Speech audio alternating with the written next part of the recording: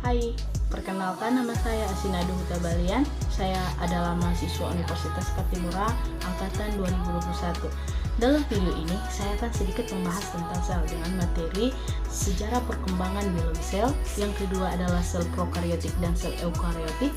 Dan yang ketiga adalah struktur dan fungsi membran plasma. Dan keempat, kompartemen intrasel dan sorting protein. Dan yang kelima adalah siklus sel dan apoptosis. Pertama adalah kita harus tahu tentang apa itu sel. Sel adalah unit terkecil yang menyusun tubuh makhluk hidup. Selanjutnya tentang sejarah perkembangan sel. Sel pertama kali ditemukan oleh Robert Hooke berpendapat bahwa sel adalah ruang kosong yang dibatasi oleh dinding. Hasil tersebut diperoleh dari pengamatan yang telah dilakukan pada tanaman Curcus subra. Felix Durjardin menemukan cairan di dalam sel. Felix menyatakan bahwa sel bukan hanya ruang kosong tetapi berisi cairan di dalamnya. Ketika Johannes Purkinje, ilmuwan yang pertama kali menggunakan istilah protoplasma untuk menyebutkan cairan sel. 4. Robert Brown menemukan inti sel atau nukleus yang berfungsi mengendalikan seluruh aktivitas sel. Kelima, Matthias de Seleiden dan Theodor Schwann menyatakan bahwa semua makhluk hidup tersusun atas sel.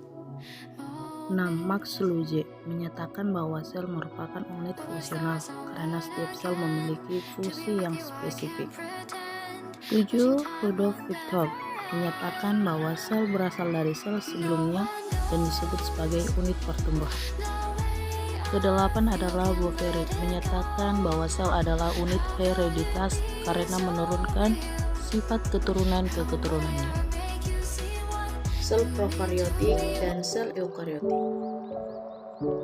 Sel prokariotik adalah makhluk hidup yang tidak memiliki membran inti sel. Sel prokariotik terdiri dari flagellum, nukleoid, kapsul, dinding sel, membran sel, sitoplasma, ribosom, plasmid, dan pili. Sel eukariotik adalah suatu organisme yang memiliki sel dan di setiap sel eukariotiknya memiliki inti sel atau nukleus dan berbagai membran lain yang ada di dalam tubuh organelnya. Struktur sel eukariotik: mikrotubul, sentriol, filamen, mikrofilamen, membran plasma, lisosom, kompres Golgi, sitosol, mitokondria, vakuola, retikulum endoplasma halus, retikulum endoplasma kasar, peroksisom, ribosom, nukleus, kromatin, dan membran inti. Selanjutnya, struktur dan fungsi membran plasma. Struktur membran plasma. Pertama, saluran protein, kolesterol, glikolipid, protein perifer, protein globular, protein integral, permukaan protein, protein alpha helix, ekor fosfolipid, molekul fosfolipid, kepala fosfolipid, karbohidrat, dan glikoprotein.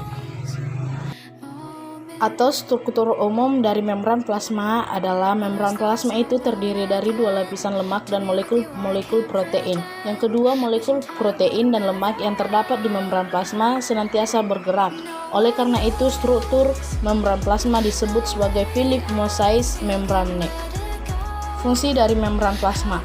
Yang pertama adalah sebagai tempat keluar masuknya ion, molekul, dan senyawa. Yang kedua, untuk memisahkan bagian sel dari lingkungan sekitar. Dan yang ketiga, untuk melindungi organel-organel di dalam sel. Kompartemen intrasel dan sorting protein. Kompartemen intrasel dimulai dari sitosol ke inti melalui transportasi berpagar. Yang kedua, plastisida transport membran. Yang ketiga, mitokondria melalui transport membran juga, dan ke retikulum endoplasma melalui transportasi transmembran, dan yang terakhir peroksim melalui retikulum mentransportasi vesikuler ke Golgi.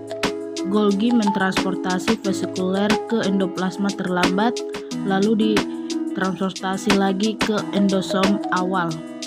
Golgi juga mentransportasi vesikuler ke vesikel sekretorik. Endosom terlambat mentransportasi transportasi ke lisosom. Kemudian endosom awal dan vesikel sekretorik mentransfer ke eksterior sel. Sorting protein atau transport protein.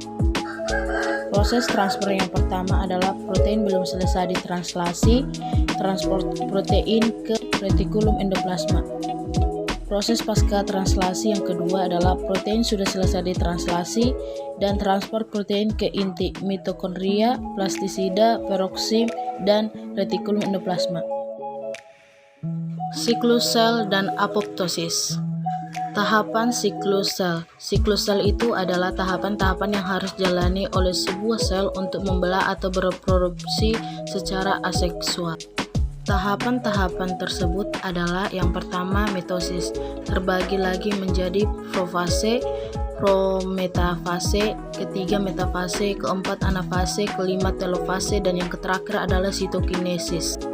Yang kedua adalah interfase, yaitu meliputi yang pertama fase G1, fase S, fase G2. Dimulai dari fase GO. Fase ini sebenarnya di luar dari siklus sel. Sel tidak menjalani pembelahan baik istirahat maupun sel yang sudah mengalami maturasi. Beberapa jenis sel seperti sel saraf masuk ke fase GO untuk selamanya. Oleh sebab itu, sel saraf yang matur tidak lagi beregenerasi. Dilanjutkan dengan fase G1. Fase G1 merupakan bagian pertama dari interfase. Fase ini dimulai segera setelah sel mengalami pembelahan sel atau mitosis. Pada fase ini secara metabolik aktif dan mengalami pertumbuhan. Yang ketiga itu fase S. S adalah kepanjangan dari sintesis dan ciri utama dari dalam fase ini adalah sintesis DNA. Genom sel dalam fase ini akan direplikasi sehingga menghasilkan salinan baru untuk proses pembelahan sel. Fase kedua. Fase kedua, sel kembali mengalami pertumbuhan sel meliputi sintesis berbagai macam protein dan organel. Selain itu, mikrotubul juga mulai tersusun dan fase ini juga dilakukan pengecekan kerusakan DNA. Kerusakan ini terutama dijalankan oleh protein P53. Yang terakhir adalah fase mitosis. Setelah interfase, fase G1, S, dan G2, sel kemudian masuk ke fase mitosis atau pembelahan sel. Fase mitosis ini sangat singkat, sekitar 10% dari fase siklus secara keseluruhan. Interfase meliputi 90% waktu siklus sel. Walaupun singkat, namun pada fase ini sel mengalami proses yang kompleks dan sangat erat. Apoptosis. Apoptosis adalah kematian sel secara terprogram yang terjadi secara normal selama proses perkembangan dan penuaan semua jaringan tubuh. Demikian video penjelasan biologi sel dari saya, masih banyak kekurangannya, oleh karena itu saya akan lebih semangat lagi untuk belajar. Terima kasih.